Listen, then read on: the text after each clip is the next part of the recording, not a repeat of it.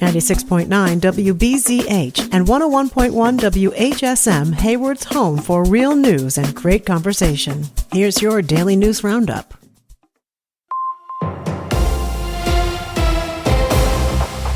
For WBZH and WHSM News, I'm Maddie Schaefer. The Wisconsin Department of Natural Resources is encouraging the public to report black bear den locations to help with an ongoing study on black bear reproduction. The research team is accepting any den reports, but is specifically looking for dens in Bear Management Zones C, E, and F, which covers central and southern Wisconsin. Bear cubs are typically born in late January and early February, and this time of year is often when people discover dens, because they can hear cubs squeaking, grunting, or humming while nursing inside. The Black Bear Litter and Diet Survey will generate new estimates of black bear reproductive rates within each of the state's bear management zones, and the estimates will improve the accuracy of the population models in each zone.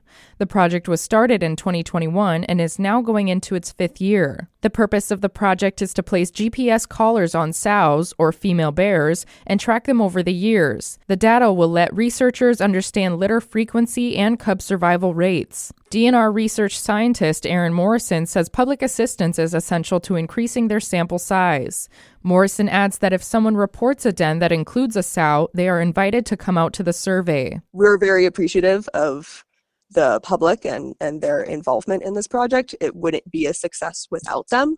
And so we like to be able to invite them out on those surveys as a way to kind of show them a part of the research that they're involved in. Morrison says that individuals reporting dens should keep track of the GPS coordinate, take photos of the den, and give a description of the site and surrounding area, and make note of any bear activity. To report the activity, visit the DNR's Black Bear Den submission form. The Wisconsin Department of Natural Resources is encouraging Wisconsinites to learn about flood risks across the state and available flood insurance options this week during Flood Insurance Awareness Week. Isabella Nieto has more.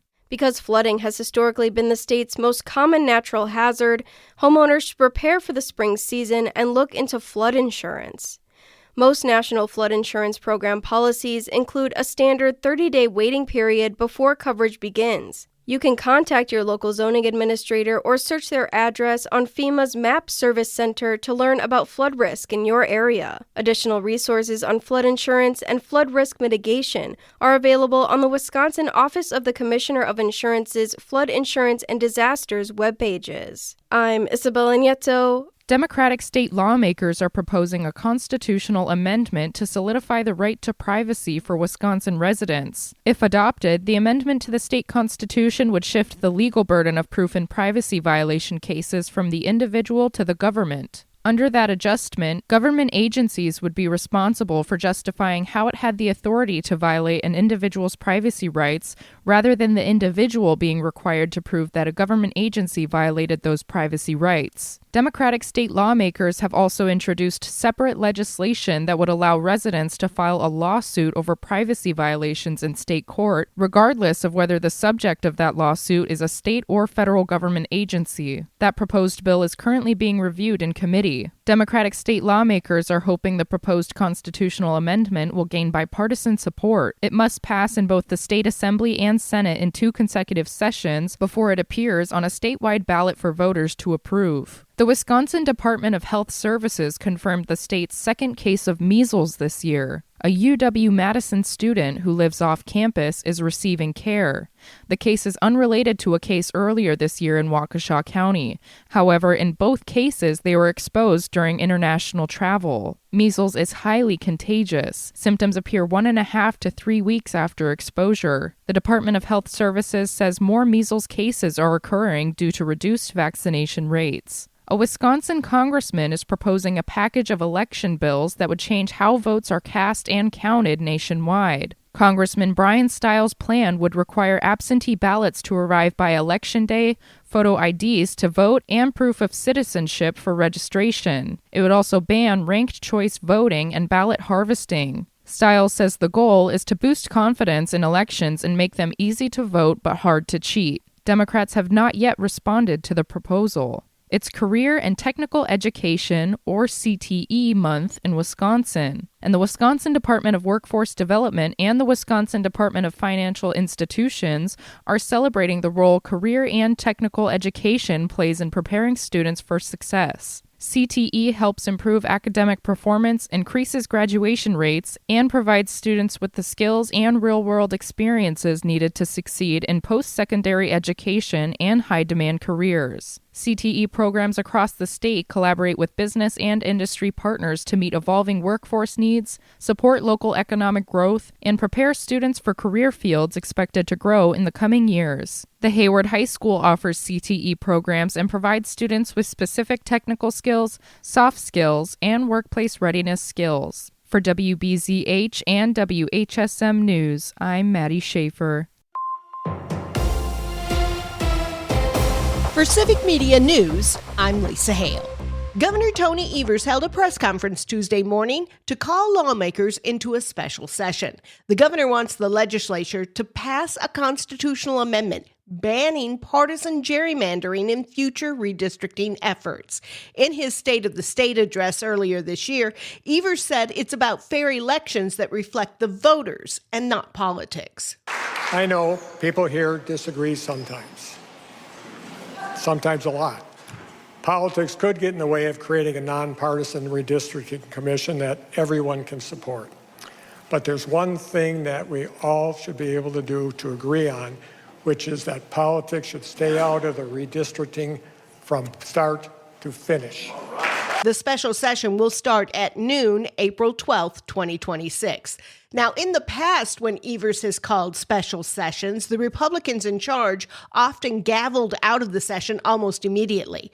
In the State of the State, Evers indicated he would continue to call sessions until the work is finished.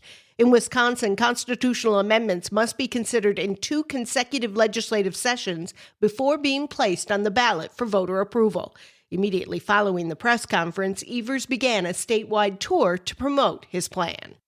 Do the benefits of data centers outweigh the costs? Well, it depends upon who you ask. According to the latest Marquette Law School poll, 45% of Republicans surveyed think they do. Only 24% of independents and 15% of Democrats see the benefits coming out on top. Poll director Charles Franklin when presenting the poll data last week. They are data centers. Yep. Where do we stand? We don't like them. And we don't like them compared to where we were in October. So only 29% said that the benefits outweigh the costs of data centers. 70% say the costs outweigh the benefits. The Marquette poll was conducted between February 11th and 19th, interviewing 818 Wisconsin registered voters. Its margin of error is plus or minus 4.3. Don't get scammed by someone pretending to be from the DMV. Civic Media's Maddie Schaefer has more. This week is National Consumer Protection Week, and the Wisconsin Department of Transportation Division of Motor Vehicles is warning residents about a rise in scams. Over the past year, DMV officials say scammers posing as the agency have sent text messages urging people to click fraudulent links or pay fake fees. The Wisconsin Department of Transportation Division of Motor Vehicles says Wisconsin has no toll roads and will never send urgent demands for money by text. Officials encourage residents to learn how to spot scams and to sign up for the DMV's Notify program, which alerts customers to changes on their account, like a replacement license or address update. More than 1 million people have already enrolled. The agency has also added new identity verification tools to reduce fraud. Consumers can find tips and report scams at wisconsindmv.gov/scams. For Civic Media News, I'm Maddie Schaefer. This year, Wisconsin's Supreme Court race features vastly different candidates competing for a seat on the state's highest bench. The Dairyland Patriot is reporting that conservative Maria Lazar and liberal Chris Taylor have raised considerably less money than the $98 million spent in last year's race between Susan Crawford and Brad Schimmel. So far, only $4 million has been raised between the Lazar and Taylor campaigns through February of 2026. Part of the reason may be that no matter who wins this election, the judicial balance will remain in the hands of the liberal majority. A victory by Taylor would ensure a liberal majority through at least 2030. The newly elected justice will replace conservative Rebecca Bradley, who decided not to run for another 10-year term. Some of the major issues expected to be before the new justice include abortion rights, voting rights, education funding, labor rights, and redistricting. Read more on the Supreme Court candidates Maria Lazar and Chris Taylor and their stances on several issues at thedairylandpatriot.com. Wisconsin voters will get one chance to see the state Supreme Court candidates debate this year.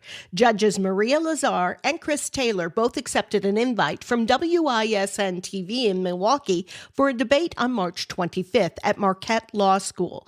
Taylor's team said that this is the only debate that she will do. Lazar's team said she agreed to do several others that just didn't work out. The WISN debate will be streamed online and broadcast throughout the state.